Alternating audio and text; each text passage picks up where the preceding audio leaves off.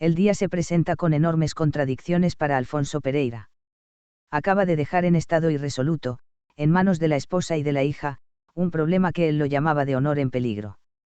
Como de costumbre, en situaciones desesperadas, había salido de casa dando un puertazo, y mascullando una veintena de carajos y maldiciones. Sus mejillas rubicundas, de hartazgo de sol especialista en cura de tuberculosis, e infladas, de aire y zumo de tierra serrana, presentan una lividez verdosa que, poco a poco, conforme la bilis se va diluyendo en el ambiente callejero, recuperan su color natural. Las cabezas que se descorchaban a su paso desbordan sonrisas y reverencias gratas. Espuma del fermento que su honradez y caballerosidad, para todos los potentados, supieron guardar en la conciencia de la alta burguesía. Eneo. Esto no puede quedar así, piensa. La poca precaución de una chicuela de 17 años no puede deshonrarnos a todos. Pero, como de costumbres, las ideas salvadoras no acudieron a anidar en su cerebro, se quedaron estranguladas en los puños. Coadyuvaban a su mal humor los picotazos continuos del recuerdo de sus deudas, su tío Julio Pereira, el señor arzobispo, el banco, los impuestos fiscales, deuda odiosa, impuesto predial, impuesto a la renta, impuesto a la venta de los pocos quesos que saca de Cuchitambo. Se enreda en una madeja de impuestos y vuelve a perder el color habitual de las mejillas. ¿De dónde salen tantos impuestos? ¿De dónde? Se pregunta a menudo. En el preciso momento que iba a cruzar la calle, un automóvil de línea aerodinámica le amenazó con una acometida, se quedó haciendo equilibrios en el borde de la acera y en el filo de aquel encontronazo inoportuno.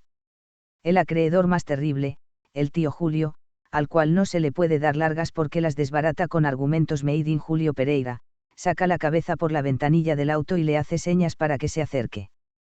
¿Cómo está, tío? Sube. Tenemos que hablar. Siempre dispuesto a servirle, Tito, murmura sentándose junto a aquel hombre grueso, de cejas pobladas y que tenía la costumbre de hablar en plural, como si fuera miembro de una pandilla o dependiente de almacén. Después de algunos minutos entraban en el despacho particular del viejo Pereira, un gabinete con puerta de cristales escarchados, un enorme escritorio que se agobia bajo el peso de un centenar de papeles, planos y libros, dos ficheros de color verde aceituna, amplios sillones de cuero donde se pueden resistir los golpes de los negocios más audaces, un enorme cuadro del corazón de Jesús hecho por un tal señor Mideros, y el perchero que en aquella capilla de la austeridad sirve para colgarlas sonrisas y las bromas junto a los sombreros y a los paraguas alicaídos. Pues sí, mi querido sobrino. Un escalofrío de desorientación le invadió a Pereira el menor. Hace 3 semanas que se haya vencido el pagaré de 10.000 sucres que me adeudas. No he querido ejecutarte porque tenemos entre manos un proyecto que nos hará ricos a todos. Hemos ido por 3 veces, en viaje de exploración, a Cuchitambo. Da pena verlo abandonado que está eso. Con aire paternal continuó, si quieres pensar seriamente, y sigues las indicaciones mías y de M.R. Chapí. M.R. Chapí. El jefe de la explotación de la madera en el Ecuador. Lograrás no solamente cancelarme la deuda, sino que, a lo más tarde, después de 2 años, serás uno de los socios principales. El recorrido que hicimos con M.R. Chapí nos dio excelentes resultados, encontramos maderas importantes para la fabricación de durmientes, arrayán, motilón, canela negra, huilmo, panza, y otras más. Oh. Esa naturaleza es privilegiada. Se puede perfectamente abastecer a todos los ferrocarriles de la República. Siempre sería más ventajoso para nuestras compañías ferroviarias, comprarnos leñas y durmientes. Pero creo que el gringo ha olido petróleo en esas regiones. ¿Has leído El Día? No. Hay una información muy importante acerca de lo rico en petróleo que son los terrenos de la cordillera oriental, los parangonan con los de Bakú. Don Alfonso meneó la cabeza como si estuviera al cabo de la calle. Todo esto es muy halagador para nosotros, en especial para ti. M.R. Chapí nos ha ofrecido traer maquinaria que ni tú ni yo podemos traerla. Pero el socio no quiere dar un paso sin antes estar seguro de las mejoras indispensables que requiere la hacienda. Mejoras. Naturalmente.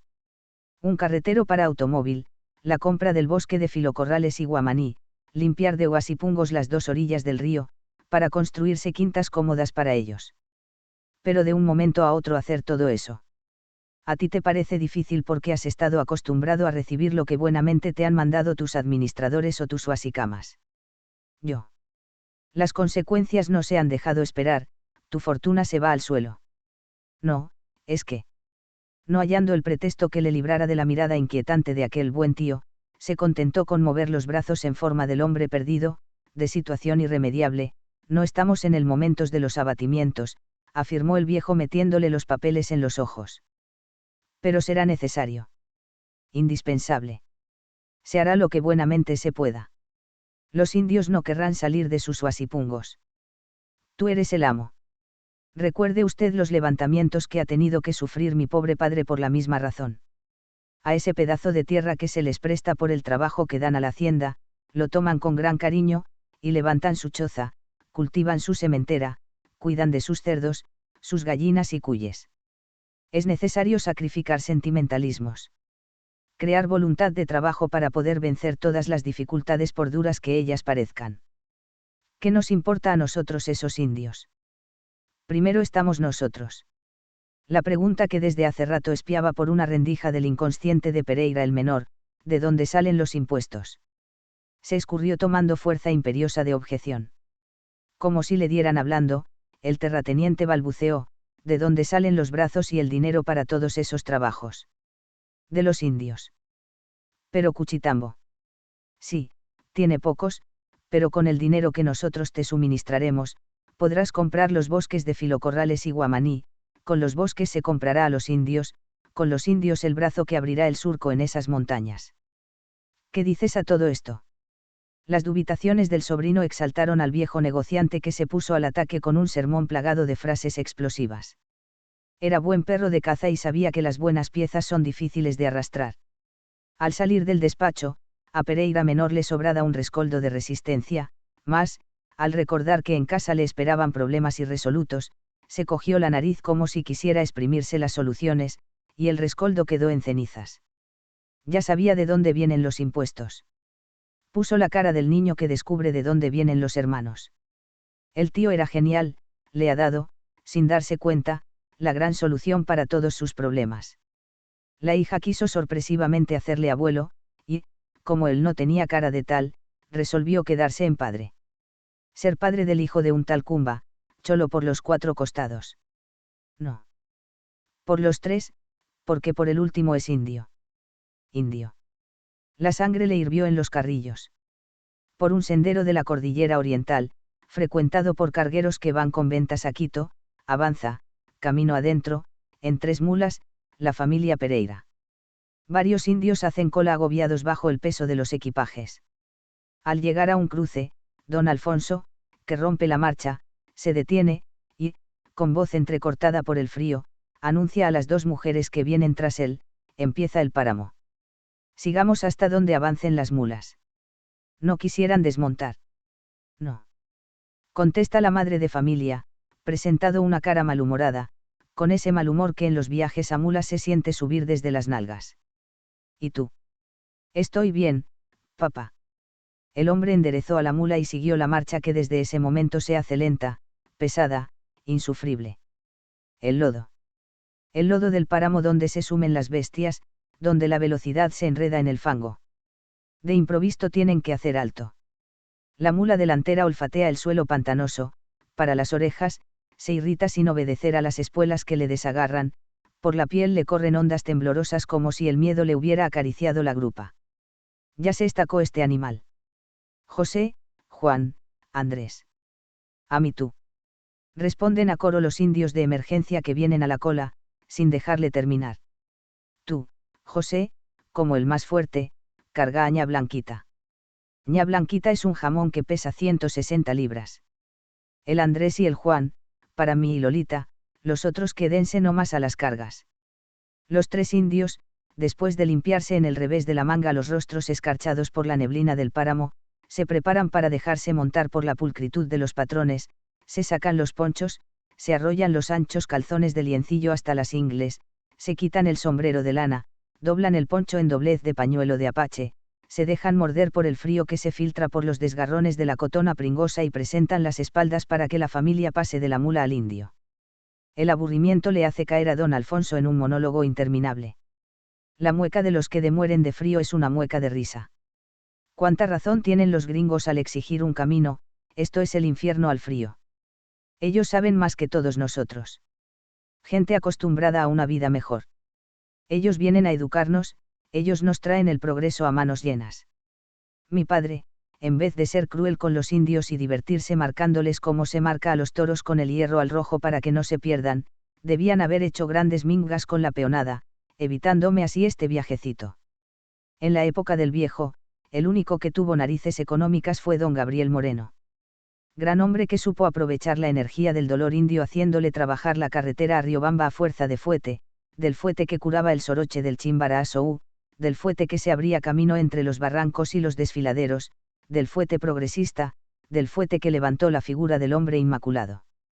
Oh.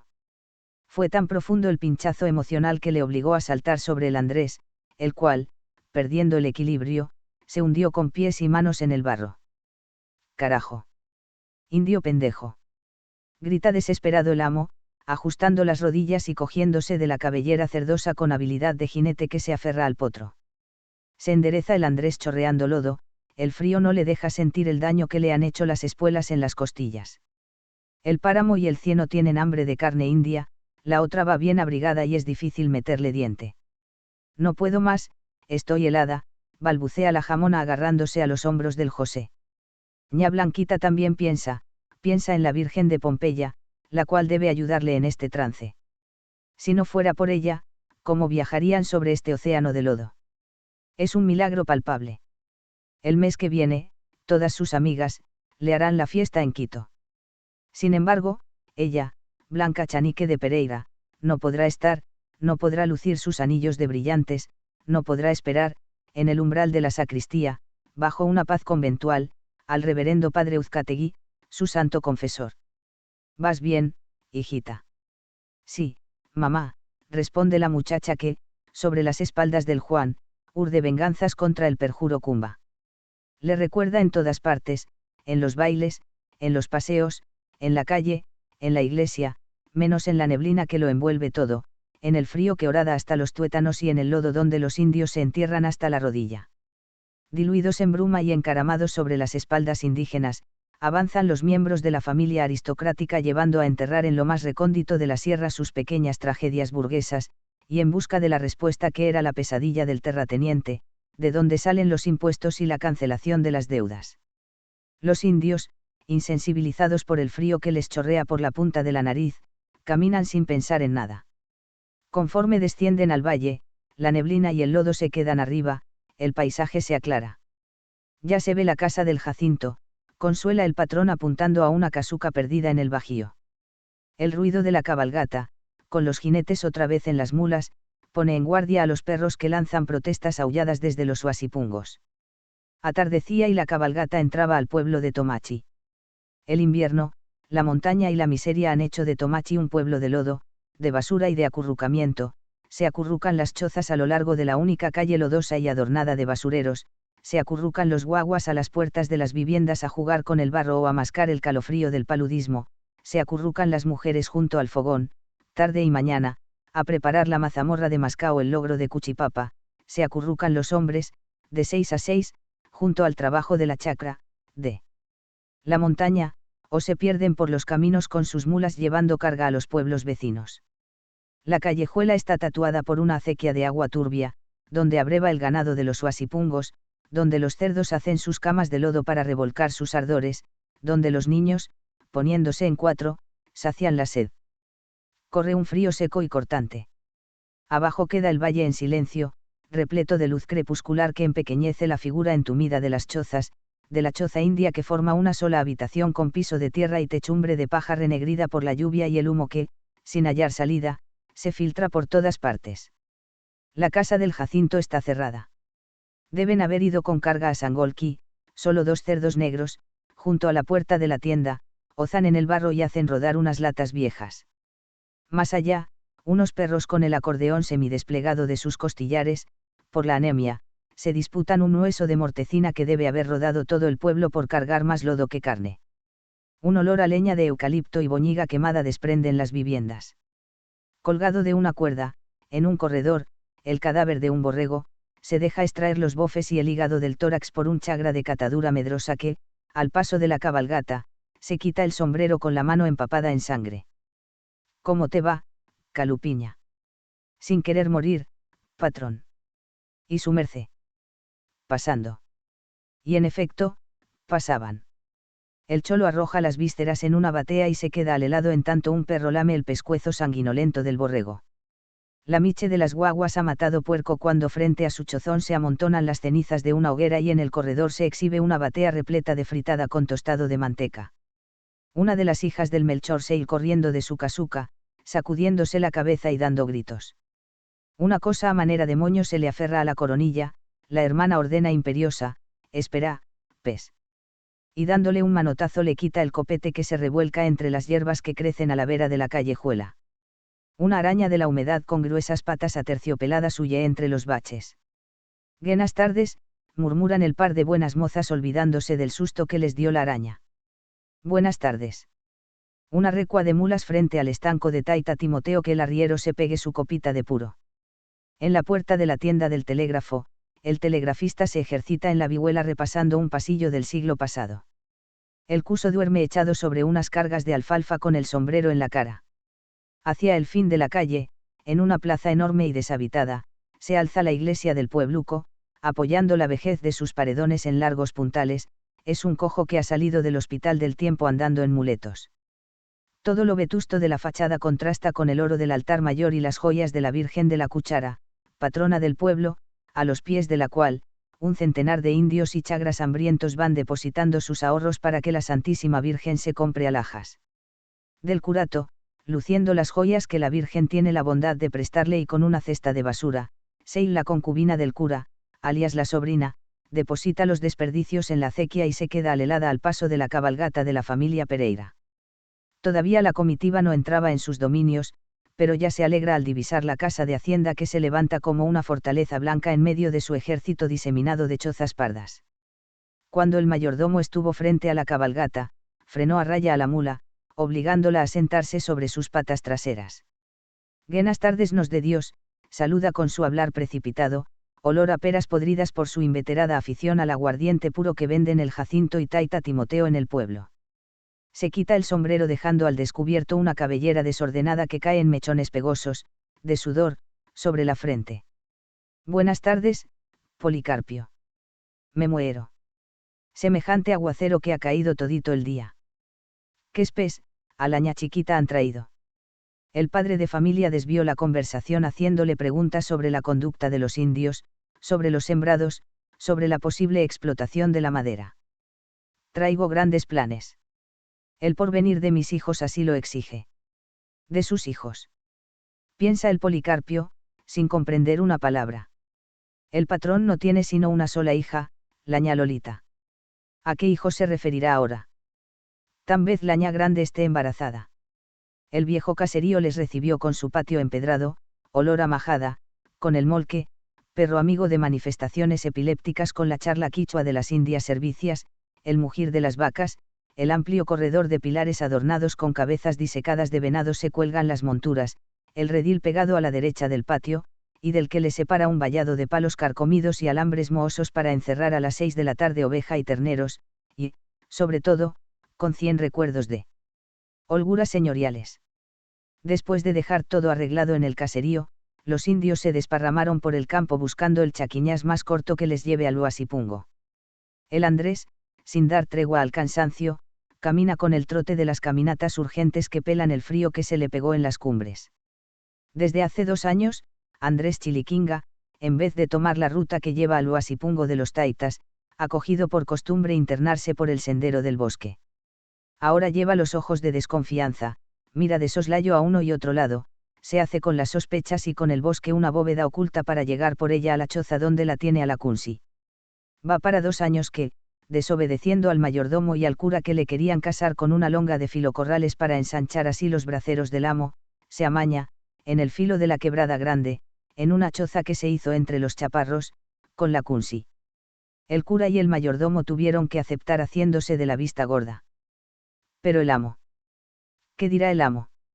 El miedo de los primeros días le atacó con más fuerza. Oyó de nuevo las palabras santas: indios salvajes que no quieren seguir el camino de Dios, que no quiere civilizarse, tendrán el infierno.